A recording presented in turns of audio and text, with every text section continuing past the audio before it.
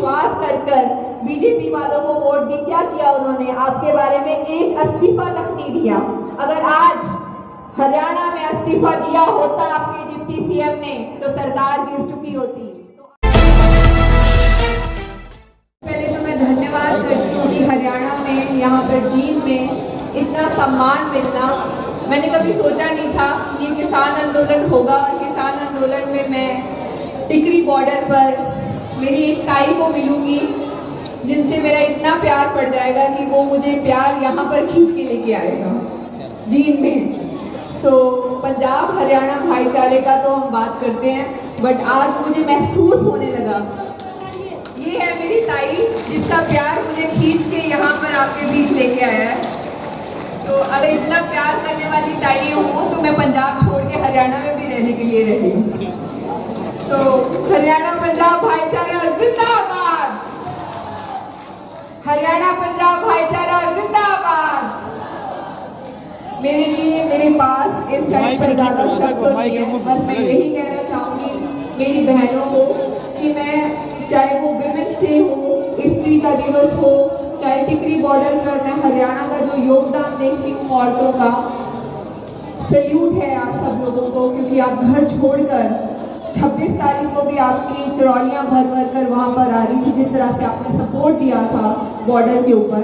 बस मेरी नौजवान पीढ़ी को ये रिक्वेस्ट है कि अगर आपके सामने ये सूर्यमान स्टेज के ऊपर माइक पर बोल रही है तो मैं चाहती हूँ कि मेरी बहनें नौजवान पीढ़ी से भी वहाँ पर आ सकती हैं, क्योंकि मेरे बुजुर्ग, मेरे काका और मेरी ताई इन्होंने अपनी जिम्मेवारियाँ बहुत निभाई हैं, पर अभी हमारा ये टाइम है कि हम उनकी जिम्मेवारियाँ निभाएं, हम उनकी सेवा करें।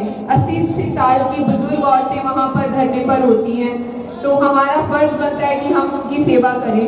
अगर मैं टिकरी बॉर्डर के ऊपर एक महिलाओं के लिए माई पागो निवास बना सकती हूँ, मुझे लगता है मेरी नौजवान पीढ़ी में से मेरी बहनें भी वहाँ रहने का इंतज़ाम कर सकती हैं।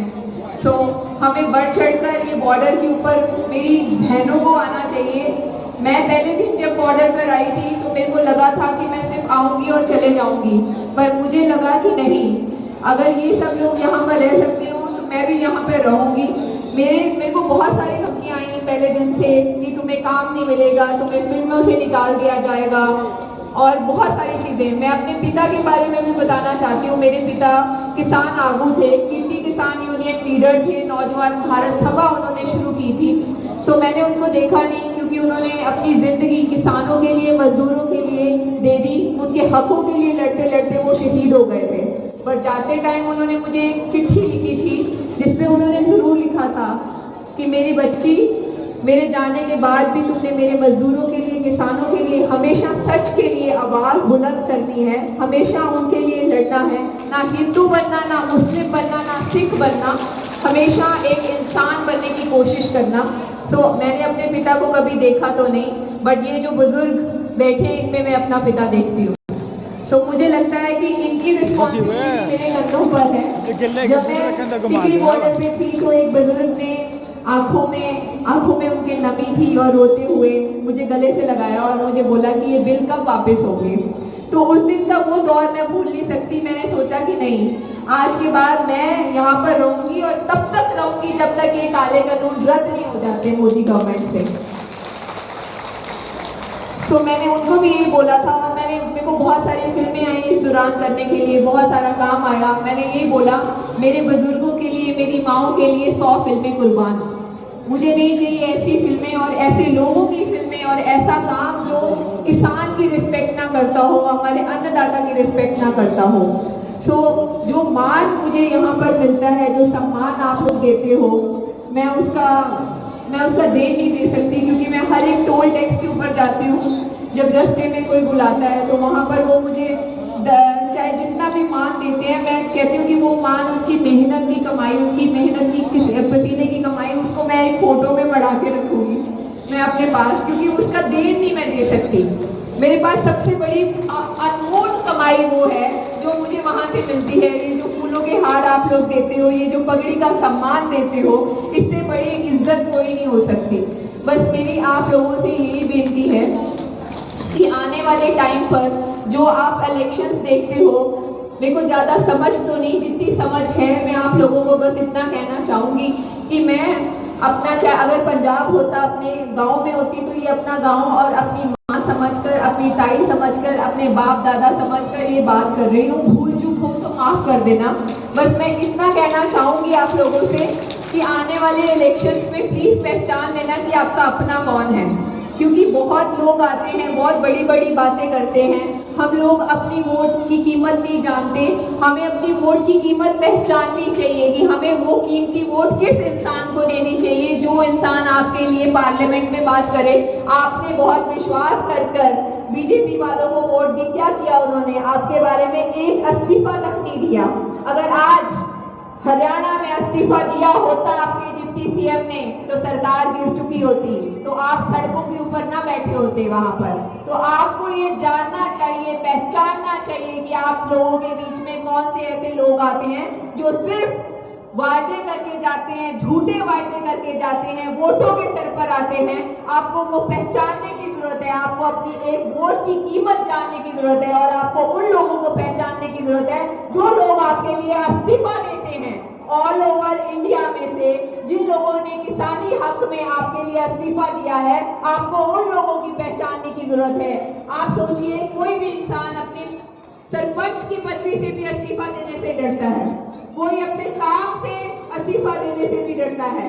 सो आप लोगों को वो पहचानने की जरूरत है। आने वाले इलेक्शंस में आपके सरपंचों को भी पहचानने की जरूरत है, मेरी बहनों को पहचानने की जरूरत है, मेरी माओ को पहचानने की जरूरत है कि उन लोगों को आपको अपने गांव में एंटर करने नहीं देना चाहिए। जैसे मेरे को लगता है मेरी बहन ने पहले बोला कि डंडा लेना चाहिए और डंडे को तेल लगा के रखना चाहिए और दिखाना चाहिए कि हमारे गांव में घुस के दिखाओ, क्योंकि वो लोग, उन्होंने आपके साथ विश्वासघात किया है।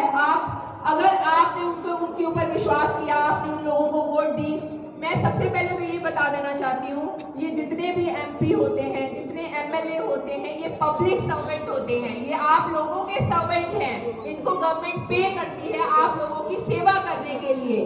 तो फिर आप लोगों को उनके पीछे नहीं जाना चाहिए, उन लोगों को आपके गांव में आना चाहिए कि आपका क्या काम करवाना चाहिए। आने वाले टाइम पर ये समझने की जरूरत है, हमें अपने बच्चों को, अपने नौजवान पीढ़ी को एजुकेट करने की, पढ़ाई लिखाई की जरूरत है कि वो ये समझें कि हम कोई भी लीडर चूज करते हैं, कोई भी लीडर को अगर वोट डाल के बनाते हैं तो वो हमारा काम करने के लिए बनाते हैं, ना कि उसको वोट देने के लिए बनाते हैं। हमें अपनी वोट की कीमत जाननी चाहिए, अपने एक पौवे के पीछे या फिर एक लाइसेंस के पीछे या किसी भी चीज के लालच में कभी वोट नहीं डालनी चाहिए। नहीं तो हमारा हाल ये होगा जो आज हम डिग्री बॉर्डर पर बैठे हैं, जो भूखी बहरी सरकार, हमारे 250 से ऊपर किसान शहीद हो गए हैं जिनको कोई फर्क नहीं पड़ता।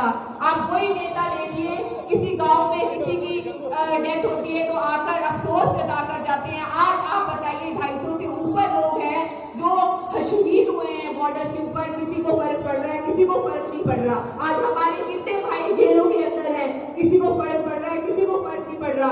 हम लोग बहुत जल्दी भूल जाते हैं, हमें भूलने की आदत है। मैं चाहती हूँ ये प्लीज ये वाली बातें मत भूलिएगा, ये बातें याद रखिएगा। अगर ये बातें याद रखेंगे तो ऐसी सरकार दोबारा नहीं आएगी और आप लोगों को ऐसी चीजें फेस करने के लिए नहीं मिलेगी। ऐसा सब कुछ आपको एक निर्डर तरीके से आपका फैसला लेना पड़ेगा, एकजुट होकर आपका फैसला लेना पड़ेगा। मेरी बहनों, आपको खड़े होना पड़ेगा। मैं चाहती हूँ आपके हल्के में आप ऐसे लोगों को आगे लेके आए जो लोग आपके लिए लड़ाई करें, जो लोग आपके लिए आवाज उठाएं, ना कि वो लोग जो उस पदवी पर बैठ के भी आपकी बात ना करें। तो मेरे को जितनी समझ है, जितनी बातों की बात करनी थी, मैंने आपके सामने यही बातें करनी थी। बाकी नारी शक्ति जिंदाबाद, नारी शक्ति जिंदाबाद, किसान एकता जिंदाबाद। आपके नारे सुनाई नहीं दे रहे मुझे, आपके नारे सुनाई देने चाहिए। जिस तरह से मेरी आवाज गूंजती है ना, ये हॉल गूंजना चाहिए, तभी तो फर्क पड़ेगा, तभी तो मोदी गवर्नमेंट को पता चलेगा कि हाँ।